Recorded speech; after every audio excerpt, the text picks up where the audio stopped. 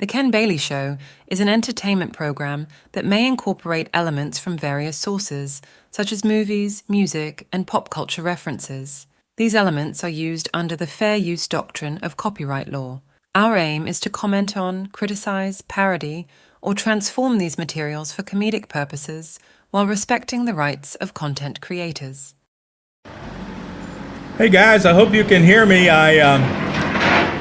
We haven't been on the air for a little while because we've been building putting the final touches on the new Ken Bailey Napoleon complex that we're building with our new Ken Bailey Studios for the show. We're very excited about it. Today's show, we're gonna actually be in a new studio inside the building, and we got some real special surprises for you. So put on your hard hats and get ready for the show. Is he all right? I never know. Just play the new open. It's the Ken Bailey Show. The Ken Bailey Show. Sometimes strange and sometimes not, but always Hawkeye in the fear not. The Ken Bailey Show. Ken Bailey Show. 1, 2. All right, I guess we're testing the soundproofing in our new studio with all that construction going on outside. Hopefully you can't hear it. I don't think I can, so we're just going to press on. Hey guys, we're launching just a little bit different kind of show. We're in a new location, and we're trying a couple new things. And as always, we'd love to have your feedback. You've been very kind so far, critical, but kind, and we appreciate that very much. Hopefully we're going to get more of you on the air here talking about things and having fun with us on the Ken Bailey Show. One thing that was fun this last week, we were able to send a young man out as a roving reporter for the Ken Bailey Show. He's a young fellow named Brock, and a great kid. Just had his 11th birthday a couple of weeks ago, and he loves soccer. And so the team got together and decided, our team, not the soccer team, but we don't have a Ken Bailey Show soccer team yet. Maybe Brock would be maybe he would come on and be our captain. But Brock went out to see a game of the Dynamo 2. Brock loves soccer. He plays soccer. It's just a very important part of his life. And I think he hopes someday to actually play for a professional team like the Houston Dynamo. This was the Dynamo 2, which is their, well, let me let Brock explain who they are and what he did with them. Hang on.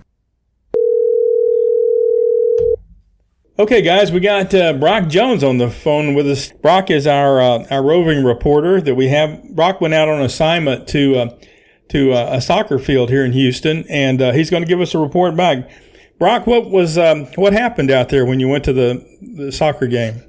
I saw a lot of passes that weren't complete. I saw a lot of just kicking the ball. Mm-hmm. So we need to work on our ball handling. I give kudos to Popeye and number 4 on our team. They played good. They need to take care of themselves more. Listen and up. What do you mean take care of themselves more? What are you saying?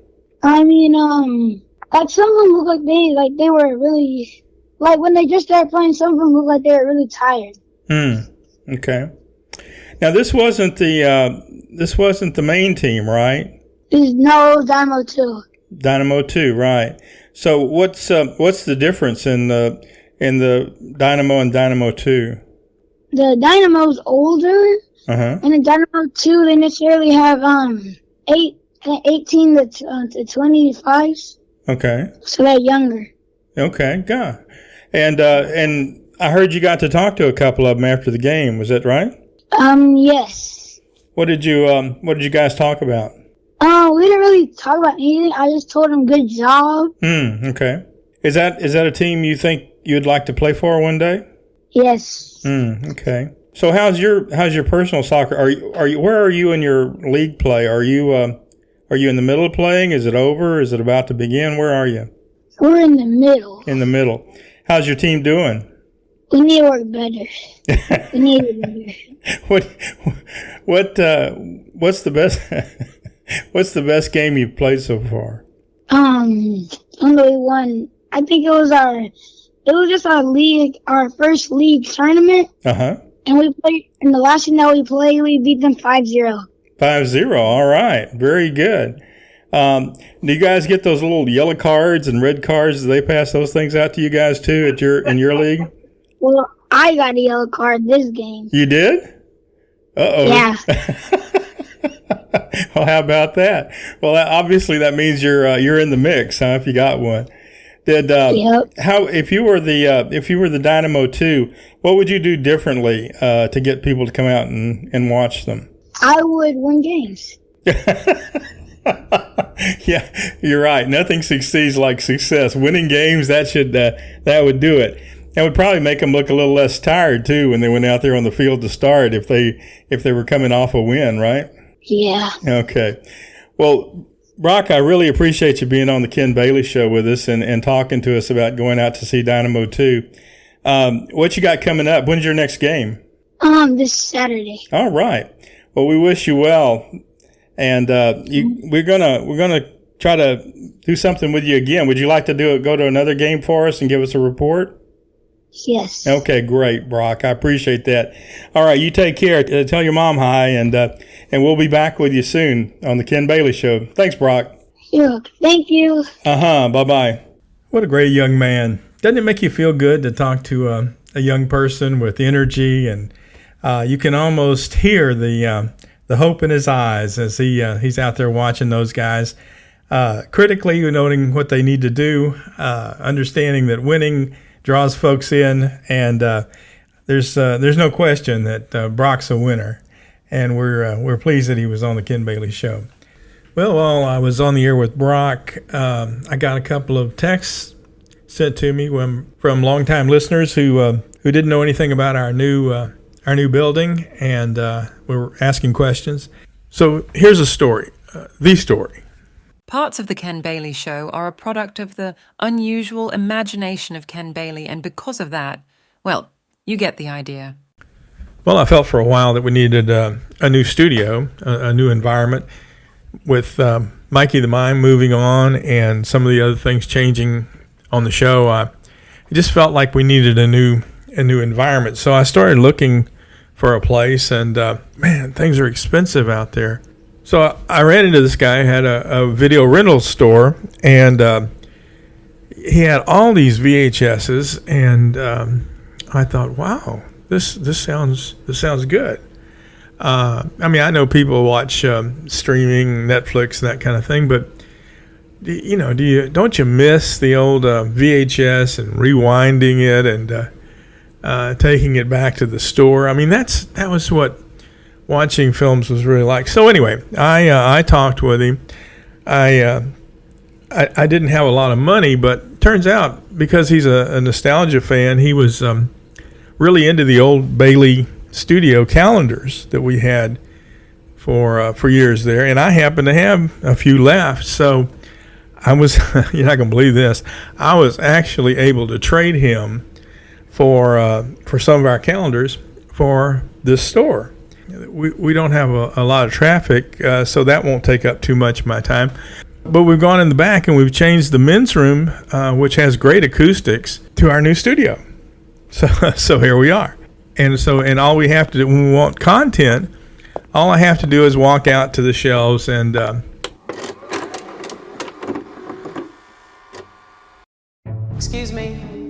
Excuse me. Are you Miss Eiffel? Yes. Am I interrupting? Yes. I'm the assistant your publishers hired. The publishers think I have writer's block. Do you have writer's block? I don't know how to kill Harold Crick. This is a story about a man named Harold Crick.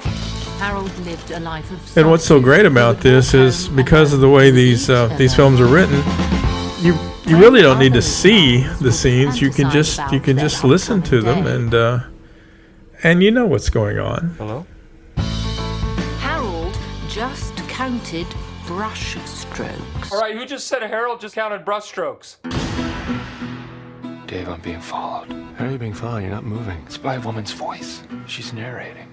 Oh. And in keeping with the VHS theme, we also are offering audio cassettes. And because the audio cassettes don't hold a lot, My book, Dancing with Baptist, comes in multiple cassettes broken in chapters. Dancing with Baptist is set in 1967 is where it begins, and it ends with the apology from the Southern Baptists to the African American community in the mid-90s.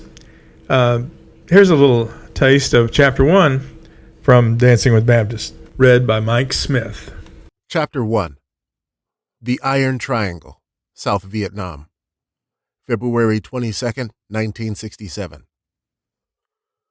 Chaplain First Lieutenant Terrence L. Chap Bonner was Greg's second black friend. Chap held the bloody baby. Greg tied a clean shoestring around the baby's umbilical cord. He had an extra pair because the supply sergeant had gotten combat boot shoestrings in instead of the 3/0 silk sutures Greg had ordered.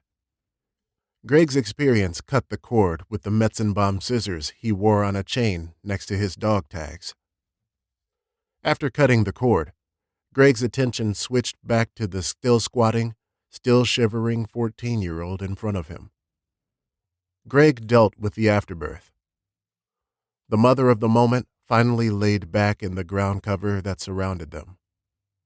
She did not look at the baby in Chap's arms. The tiny infant's little fingers got tangled in the chain around Chap's neck. On the chain was a wooden cross that some of the village kids had carved as a gift for his birthday. Now there was another birthday. Chap took the cross from around his neck with his left hand, while he held the little guy in his right. As the new mother lay on her post-op bed of greenery, Greg bandaged the cut along her right temple. He marveled at how throughout the birth, like most Vietnamese mothers, she never made a sound. It was considered rude to make any noise in public. Greg had not been on call that day. Chap had heard of a shrine he had wanted to see, and Greg wanted to be anywhere but the field operating tent. The last 19 days had been pure hell. The people who made up the names call it Operation Cedar Falls. The intended objective was to drive Viet Cong forces from the Iron Triangle, a 60-square-mile area between the Saigon River and Route 13, a highway that stretched from Ho Chi Minh City near the Cambodian border. Nearly 16,000 American troops and 14,000 soldiers of the South Vietnamese Army had moved into the Iron Triangle. 72 Americans were killed, many of them shot by snipers emerging from concealed tunnels. 720 Viet Cong were killed. It was easy for many to think only 72 Americans, but 5 of those 72 had died on Greg's operating table. Tens of tens had been saved, but 5 boys died. Chap had prayed over the injured and the dead. Chap prayed while Greg and the surgeons reached deep into young abdomens invaded by bullets and shards of sharpened bamboo. After 19 days of that, Greg and Chap needed the break. The two walked and hitchhiked for hours and never found the shrine. It was Chap who had first spotted the young girl on the side of the road, doubled over and bleeding from her forehead. Chap knelt and prayed for her. Greg helped her onto a wet patch of yellow pintoy flowers that were partially hidden from the road. Moving the injured and pregnant girl off of the dangerous shoulder happened just in time. A sputtering convoy kicked up shells, rocks, and dust, and left tracks over the hula hoop-sized wet ground where the young mother's water had broken. Chap took off his shirt and laid it on the ground next to the new mother. He bent over and placed the tiny one on it. The mother looked away. Many Vietnamese believed that if you show attention to a baby, it alerts evil spirits and they will come to kill the baby.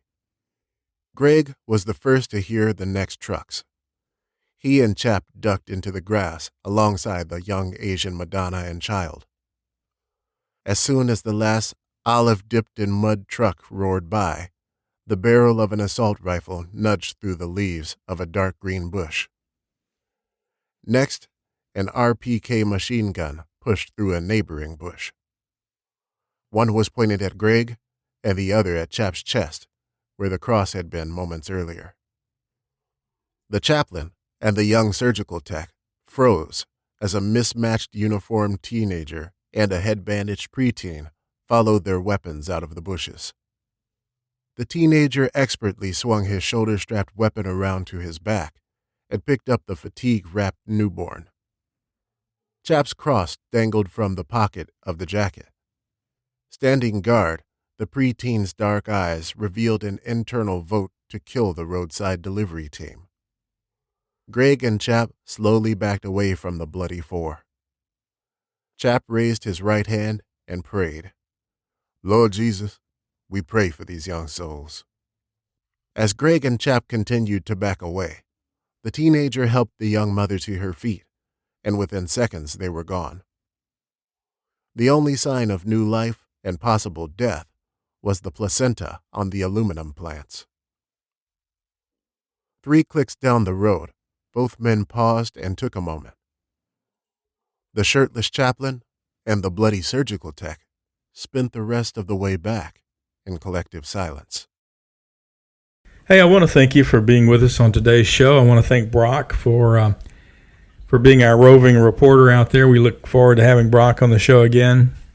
And for being a part of our brand new dream, which is the song from our friend Johnny Nash, who wrote this a few years back, and I just love this song. You know John from his song "I Can See Clearly Now," and I know he's in a place where he can see very clearly now, and we're excited about that for John. We're happy that things are as amazing as I know they're going to be for him, and I know there are for him.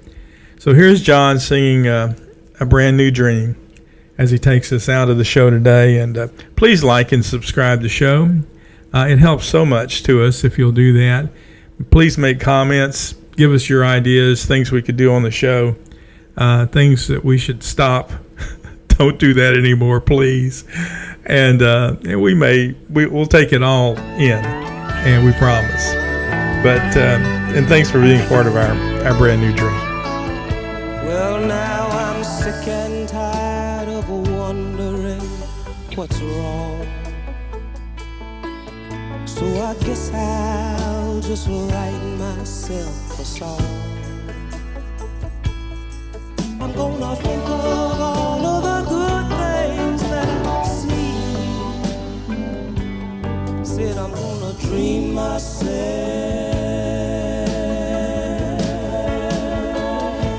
a brand new dream.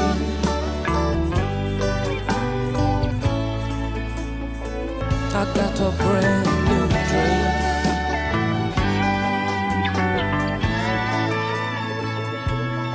Yes, I have it all.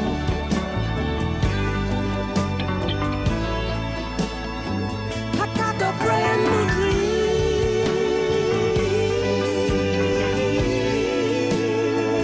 I got a brand new dream, y'all. Yeah, yes I have. Said I got a